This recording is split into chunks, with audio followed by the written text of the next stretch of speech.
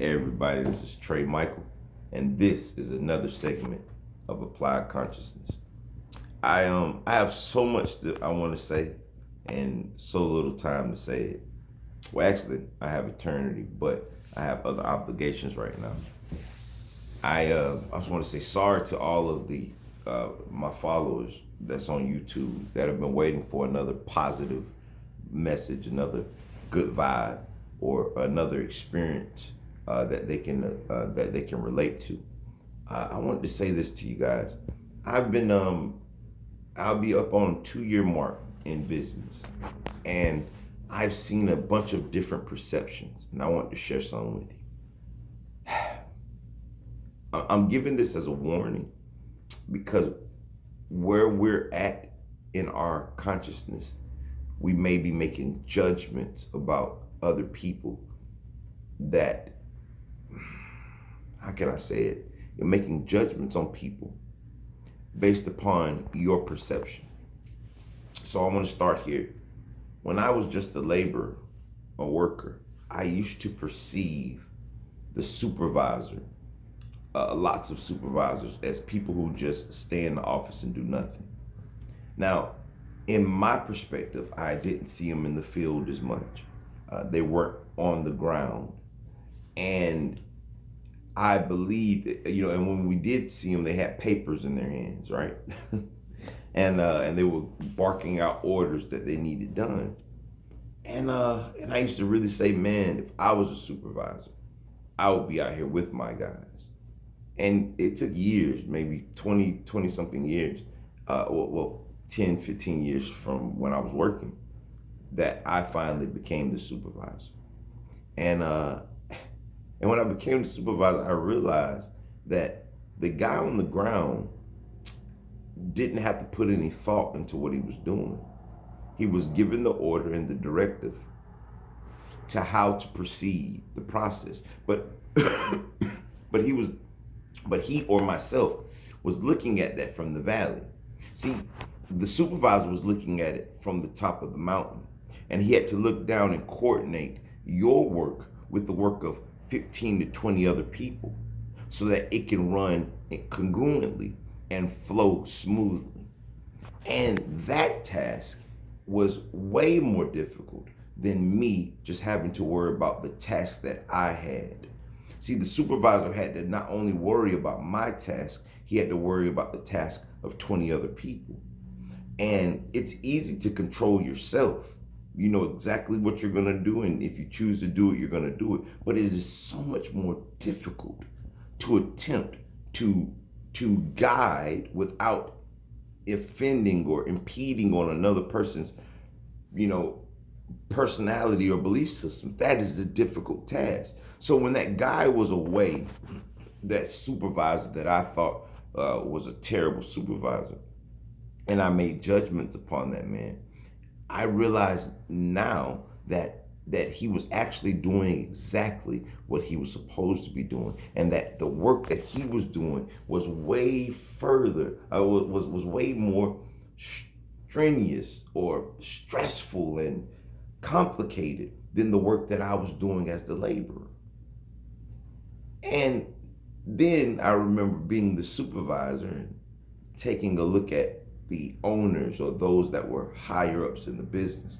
And I remember never seeing those guys. And I remember counting how much money we did as hydro excavation and how much more they could do for us.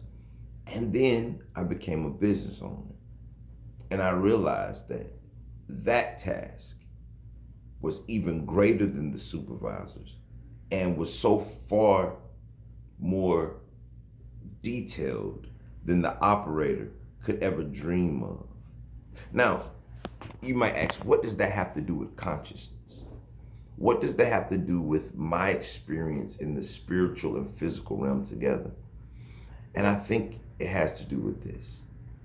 If we like to call the top tier people the Illuminati, the dark ones, the evil ones with all of their money. And if you think about it, you drive down a road that you did not have to coordinate its construction. Those rich people did.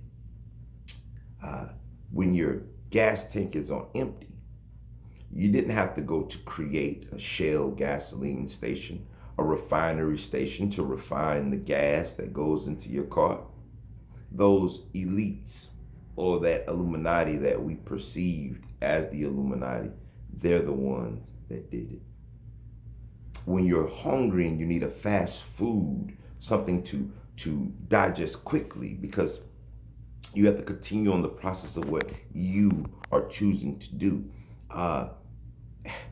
and you stopped and you got an Impossible Whopper from Burger King.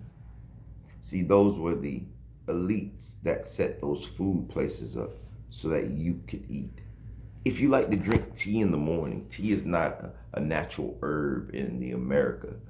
It comes from China. That tea had to be shipped on boats across the seas, priced so specifically that you could get a cup for cheap, and imported to your store through distribution centers, and then placed on the street corner or the store so that you could go in and spend just a couple of bucks to drink your morning's tea. When you start to think about it, you'll realize that all is one. And that the reason we blame other people or other people with more money or less money for your problems is because we're attempting to live in duality, separation. Now, the separation is not just committed by the top, it's mainly committed by the bottom. And just because I'm a business owner, please, I'm on the process of becoming wealthy, but I am far, far, far from that realm. But I'm going to keep kicking at it. And I'm realizing that the less judgment that I place upon other people for my reality, it seems as if it's the more empowering I'm starting to feel. It's the more I feel like I have control of my reality. It's not this evil cabal that's sitting in this high temple that's creating the destruction on this planet. The truth is, this planet is in disarray because of the collective. That means all of us. See, we can go blame a pharmaceutical company like the Oxycontin company that's being sued for the opioid crisis in America. You know, how dare those billionaires make Oxycontins? But not one Oxycontin would be sold if we, the consumers, would not consume it. We can blame the evil cabal in the government for having liquor stores on every corner. But those liquor stores would disappear if we, the consumers or the collective, chose not to drink it. We can talk about how the gun manufacturers are wicked and evil, and the system of wars are wicked and evil. But if you notice that most wars that were fought on this planet were by people who chose to be soldiers. So they chose the killing. Most people that say like I said, the gun salesman, he's making these guns and they're killing people. If the people didn't buy the guns, there will be no guns to kill people with. See, I'm saying all this because I'm starting to dive deeper inside of myself and start to take responsibility for my world.